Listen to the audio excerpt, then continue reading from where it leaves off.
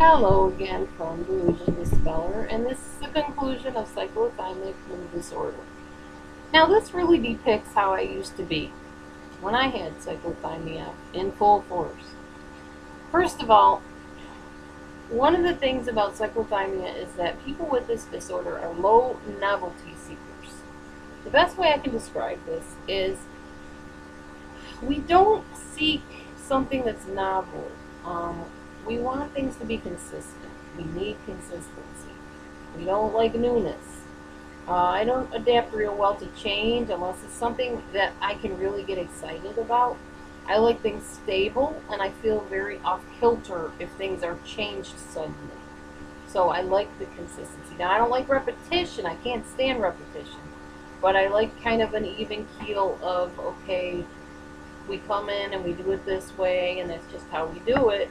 You can fluctuate a little bit, but for the most part, don't abruptly pull something out, out of your hat and expect me to just be okay with it, because I have a hard time with that.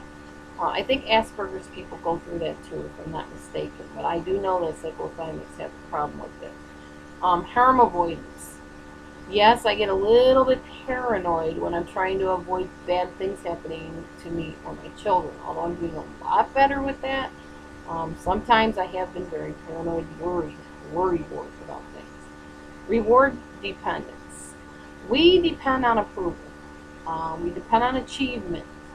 We tend to say to people what we think they want to hear instead of what we should say to them.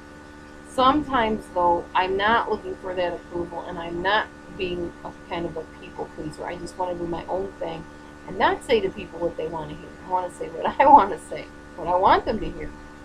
But usually, yes, cyclothymic people tend to be people pleasers. Self-confidence. At times, with parenting, with my teaching of beliefs from the Bible, or what I've learned about different personality disorders, etc., I feel really confident. I rarely ever say, in my opinion, such and such, or I could be wrong, but I'm usually very sure of myself and very consistent in what I think and what I believe and what I teach. I don't tend to doubt my own abilities. I'm not a second guesser to what I say. I don't say something and say, oh gee, maybe I shouldn't have said that. I don't do that. Some of this might be cyclothymic mood disorder. Some of it might be pride. I don't know. But it's also usually because I don't open my mouth to tell anybody anything unless I'm pretty sure that I prayed about it and God said to, or I feel a very deep conviction of what I'm saying. Hate, rejection, and abandonment. I don't handle that well. I'll try to work things out with people as best as I can, and if it doesn't work out, I go through a lot of pain sometimes. It hurts very deeply, physically to me, and very intimately deep in my heart. I tend to feel dysphoric, like really deeply depressed sometimes if I wrap my entire being into a person, which I don't do anymore, thank God. Not even my fiance. He's not my God. He's just a man that I live with, that I love dearly, but he's not my God. And I don't rely on him to supply my happiness or to do everything for me, because I know that happiness and joy and love and peace and all those things come from in here within and come from God. So I don't make him my God, and it's very healthy to not do that. I had talked to somebody recently that was just pining over a lost love, and it's like, she's moved on, why don't you? I just don't get that. I don't see why people let relationships and things hold them back, except if they're stuck in that mode that they can't get out of. And in that case, it's time to go see a psychiatrist, psychologist, get on some meds if you need to, get some healing, go through deliverance, do what you got to do to get free, because there is not one person on this earth that's better than any other person or more desirable. So if you're putting somebody in that place where they're everything to you, there's a problem with that. Okay. Let's see here. Healing takes a rediscovering of yourself, your identity, and gaining back your dignity and the things that you like to do. When you've been with somebody that's very toxic, which codependents and cyclothymics tend to have a habit of attracting, it strips you of your dignity and your worth and your identity. I tend to do this gaining back of identity through Bible verses. I like verses that tell me that I'm important to God and His kingdom and the big overall picture of life. So I memorize those verses and I recite those verses, and that builds me up in my spirit. I'm doing much better at reclaiming myself now and healing from these things and not reacting and having problems with my self-control and all that stuff.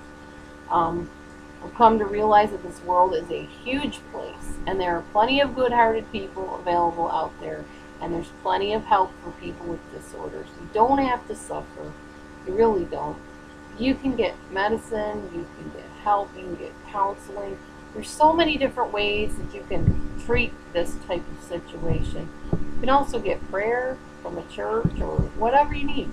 You don't have to suffer unless you want to. So, if you have this disorder, cyclothymic mood disorder, cyclothymia, whatever you want to call it, you need to get the help that you deserve, and you can get it. Just ask somebody for help. Call up a mental health place, call up a counselor, call up a pastor, whatever. Just make sure they're a safe person.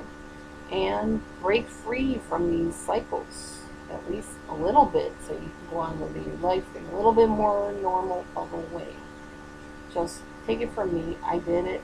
Not arrived. I'm still working on it, but there is hope. There's always hope.